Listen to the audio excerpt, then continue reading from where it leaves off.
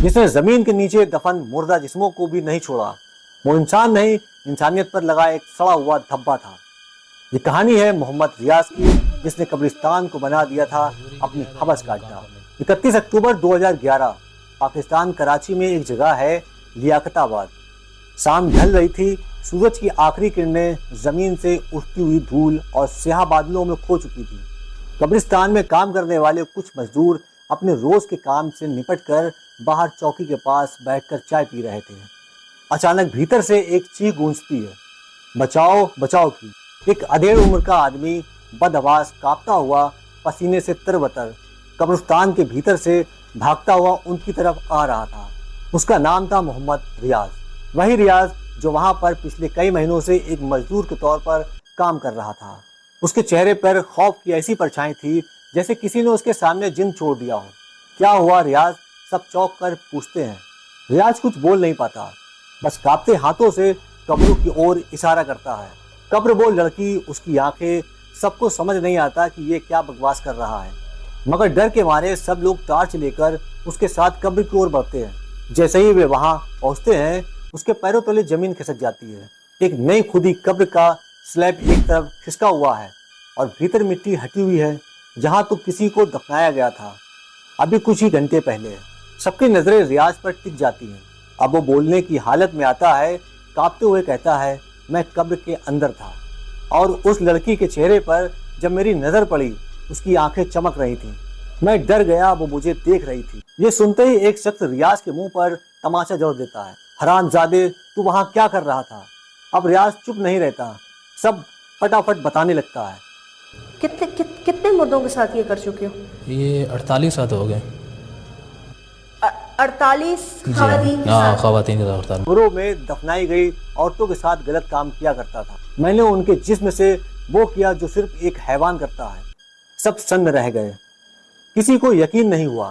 रियाज की कहानी अब शुरू होती है, वो कहानी जिसने पूरे पाकिस्तान को शर्मिंदा कर दिया, जिसने इंसान और शैतान के बीच की आखिरी लकीर भी मिटा दी। आदाब, नमस्कार, सत श्री अकाल दोस्तों, खबर स्टोरी के इस एपिसोड में आपका स्वागत है। रियाज नाम का लड़का पाकिस्तान के पंजाब प्रांत की एक जगह सरगोदा का रहने वाला था। कुछ साल पहले वह रोजी रोटी की तलाश में कराची पहुंचता है। कराची आने के बाद रियाज की जिंदगी में कोई स्थिरता नहीं आती थी। वह कभी मजदूरी करता, कभी किसी दुकान में छोटा मोटा काम करता, पर कुछ भी स्थायी नहीं था। शहर बड़ा था मगर कोई रहने की जगह नहीं थी। इसी दौरान में उसकी मुलाकात हुई बजीरा नाम के एक शख्स से। उम्र में थोड़ा बड़ा था मगर चाल ढाल और बातों से समझदार था। बजीरा लियाकताबाद के कब्रिस्तान में काम करता था। उसका काम था कब्रें खोदना, पानी डालना और रिश्तेदारों के आने पर कब्रों की सफाई करना। ये काम उसके लिए रोजगार था, पर उसके इरादे शुरू से साफ नहीं थे। एक दिन रियाज ने अपनी परेशानी बजीरा से साझा की। काम नहीं मिल रहा है, पेट पालना मुश्किल है। बजीरा ने नजरें गड़ाकर उसकी तरफ देखा और पूछा, कब्रिस्तान में काम करोगे? रियाज ने कुछ सोचकर हामी भर दी। वह नहीं जानता था कि यह हामी उसकी जिंदगी का मोड़ नहीं, उसकी इंसानियत का कत्ल बन जाएगी। रियाज ने कब्रिस्तान में बजीरा के साथ काम शुरू कर दिया। दोनों दिन भर कब्रों की सफाई करते, कभी खुदाई में मदद करते, पर कुछ ही हफ्तों में रियाज ने कुछ अजीब देखा। शाम के समय जब कोई नई क्लास दफनाई जाती थी और लोग चले जाते थे, बजीरा अक्सर अकेले कब्र के पास जाता और चुपचाप उसे खोलता, कुछ देर अंदर रहता और फिर बाहर आकर उसे वैसे ही बंद कर देता। पहले पहले रियाज ने ध्यान नहीं दिया, पर यह चीज लगातार होने लगी। एक दिन हिम्मत करके रियाज ने बजीरा से पूछा, तू कब्र के अंदर जाकर क्या करता है? बजीरा कुछ देर तक चुप रहा, फिर धीरे से बोला, तू जानना चाहता है तो आज रात मेरे साथ चलना। रात का वक्त था। असर की नमाज के बाद एक जवान लड़की को दफनाया गया था। कब्र पर चादर डली थी जो इस्लामिक रिवाज के मुताबिक संकेत था ये लड़की की कब्र है।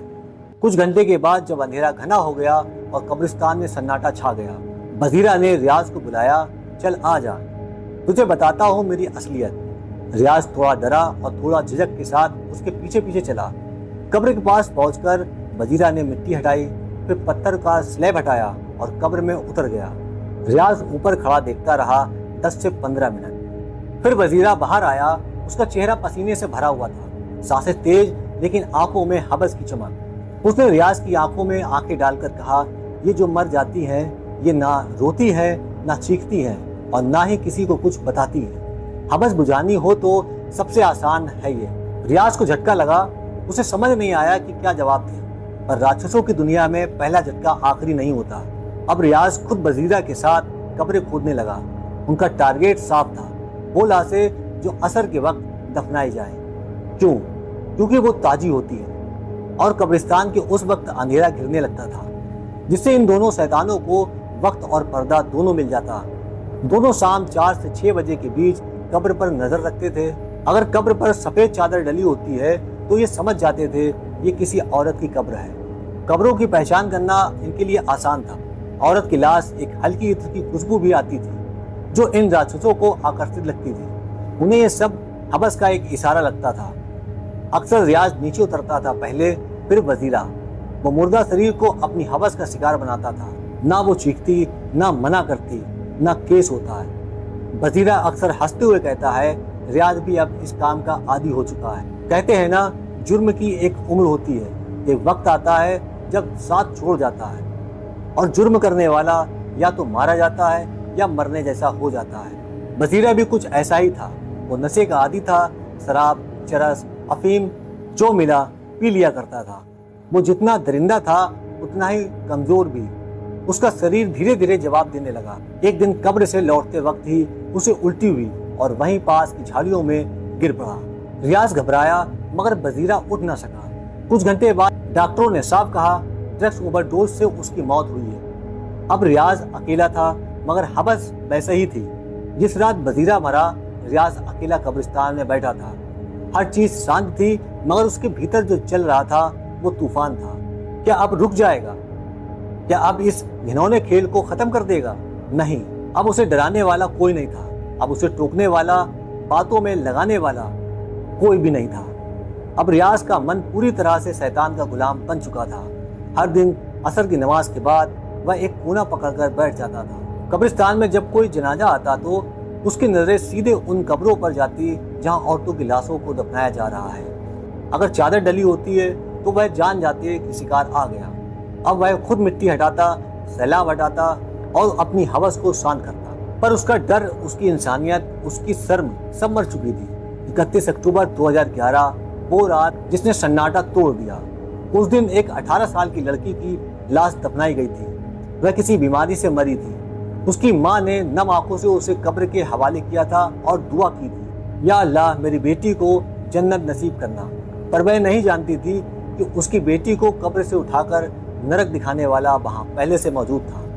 रात के करीब 9 बजे कब्रिस्तान खाली था। रियाज हमेशा की तरह स्लैब हटाकर कब्र में उतर गया। अंधेरा था, घुटन थी, लेकिन उसे आदत थी उस माहौल की। उसने कफन हटाया और अपनी हवस का खेल शुरू किया। पर जैसे ही उसने लड़की के चेहरे की ओर देखा, वो आंखें खुली हुई थी और चमक रही थी। रियाज ने सोचा जैसे कोई मुझे घूर रहा हो, जैसे वो जिंदा हो या भूत बन गई है। उसे झटका लगा, उसका दम घुटने लगा। वो लाश छोड़कर चीखता हुआ बाहर भागा। रात को ही कब्रिस्तान के कर्मचारी जमा हुए। उसके चेहरे पर खौफ की ऐसी परछाई थी जैसे किसी ने उसके सामने जिन छोड़ दिया हो। क्या हुआ रियाज? सब चौंक कर पूछते हैं। रियाज कुछ बोल नहीं पाता, बस कांपते हाथों से कब्रों की ओर इशारा करता है। कब्र, वो लड़की, उसकी आंखें, सबको समझ नहीं आता कि ये क्या बकवास कर रहा है। मगर डर के मारे सब लोग टॉर्च लेकर उसके साथ उस कब्र की ओर बढ़ते हैं। जैसे ही वे वहां पहुंचते हैं, सबके पैरों तले जमीन खिसक जाती है। एक नई खुदी हुई कब्र का स्लैब एक तरफ खिसका हुआ है और भीतर मिट्टी हटी हुई है। यहाँ तो किसी को दफनाया गया था अभी कुछ ही घंटे पहले। सबकी नजरें रियाज पर टिक जाती है। अब वो बोलने की हालत में आता है। कांपते हुए कहता है, मैं कब्र के अंदर था और उस लड़की के चेहरे पर जब मेरी नजर पड़ी, उसकी आंखें चमक रही थी। मैं डर गया, वो मुझे देख रही थी। ये सुनते ही एक शख्स रियाज के मुंह पर तमाशा जड़ देता है। हरामजादे, तू वहां क्या कर रहा था? अब रियाज चुप नहीं रहता, सारी बातें बताने लगता है। मैंने कब्रों में दफनाई गई 48 औरतों के साथ गलत काम किया है। मैंने उसके जिस्म से वो किया जो सिर्फ एक हैवान करता है। रियाज बुरी तरह डरा हुआ था। किसी ने पुलिस को बुलाया और रियाज को हिरासत में ले लिया गया। पुलिस स्टेशन में घंटों पूछताछ चली। शुरुआत में वह चुप रहा, लेकिन जब पुलिस ने सख्ती की और कहा अगर कुछ नहीं बोला तो तुझे मार दूंगा, तब जाकर उसने जो बताया उसे सुनकर सबका दिल दहल गया। मैंने 48 औरतों की लाशों के साथ गलत काम किया है। पिछले 1.5-2 सालों में कब्र खोदता था, अंदर जाता था और हवस मिटाता था। पुलिस वाले सब दंग रह गए। पूरे पाकिस्तान में कोहराम मच गया। ये इंसान नहीं, ये दरिंदा है, इसे जिंदा मत छोड़ो। पुलिस ने उसे कब्रिस्तान वापस ले जाकर कब्रों की निशानदेही करवाई। हर वो परिवार जिसने वहां किसी औरत को दफनाया था थर थर कांप रहा था। क्या वो हमारी माँ की कब्र है? क्या वो हमारी बेटी, हमारी बहन की कब्र है? रियाज इशारा करता और लोगों का कलेजा फट जाता। जो लाशें चीख नहीं सकती थी, अब वही सबूत बनकर अदालत में बोल रही थी। 31 अक्टूबर 2011 की रात पुलिस हिरासत में आया मोहम्मद रियाज खुद जुर्म कबूल कर चुका था कि वे अब तक 48 औरतों के साथ गलत काम कर चुका है। ये मामला कोई आम केस नहीं था। पाकिस्तान में ऐसा घिनौना और असामान्य अपराध पहले कभी नहीं आया था। इसलिए पुलिस ने इस केस को सिक्योरिटी, मानसिक अपराध और संवेदनशील धार्मिक भावनाओं से जोड़ते हुए हाई प्रोफाइल बना दिया। रियाज ने 48 लाशों के साथ दुष्कर्म करने का दावा किया था। अदालत ने फैसला किया कि हर एक मामले की सुनवाई अलग अलग होगी। इसका मतलब हर कब्र की जांच, हर परिवार की गवाही, हर बयान की फॉरेंसिक पुष्टि। ये प्रक्रिया कई महीनों तक चली। अदालत में हर दिन एक नई कहानी निकलकर सामने आती। पुलिस ने 12 ऐसी कब्रें खोदकर फॉरेंसिक जांच के लिए नमूने निकाले। जहां रियाज ने इशारा किया था, डीएनए जांच में साबित हुआ कि कब्रों के कपड़ों और शवों के निजी हिस्सों पर पुरुष डीएनए मौजूद था और वो रियाज से मैच करता था। कोई शक नहीं रह गया था। 2012 से लेकर 2014 तक लगातार चली सुनवाई के दौरान पहले 8 मामलों में रियाज को फांसी की सजा सुनाई गई। बाकी मामलों की सुनवाई अभी भी जारी है। हर बार जब फांसी का फैसला आता, मीडिया में खबर बनती मोहम्मद रियाज को एक और फांसी की सजा, मगर जनता की एक ही मांग थी, एक बार नहीं, इसे 48 बार फांसी होनी चाहिए। आज रियाज कहाँ है? जिंदा है या मर चुका है? आज भी साल 2025 में मोहम्मद रियाज कराची सेंट्रल जेल में बंद है। पाकिस्तान की अदालतों में चल रहे बाकी 30 मामलों की सुनवाई में देरी है। कई लोग कहते हैं उसे मेंटल बीमार के नाम पर सजा टालने की कोशिश की जा रही है, पर पाकिस्तान समाज ने उसे कब का माफ कर दिया होता अगर वो बीमार होता। पर वो तो हैवान था। ये मामला जब मीडिया में आया तो ट्विटर, फेसबुक और यूट्यूब पर ट्रेंड करने लगा। लोगों ने लिखा, मरने के बाद भी लड़कियों को नहीं छोड़ा, अब ऐसे हैवानों को जिंदा क्यों रखा जाए? पर सवाल ये उठता है कि रियाज ने कभी शर्म नहीं जताई। उसने अपने बयान में एक बार कहा था, लाशें विरोध नहीं करती और जो विरोध ना करे वो सबसे आसान शिकार होता। यानी ये बीमारी नहीं थी, ये सोची समझी प्लानिंग थी।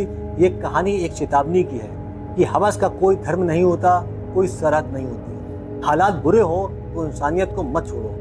रियाज के हालात बुरे थे, पर हर गरीब अपराधी नहीं होता।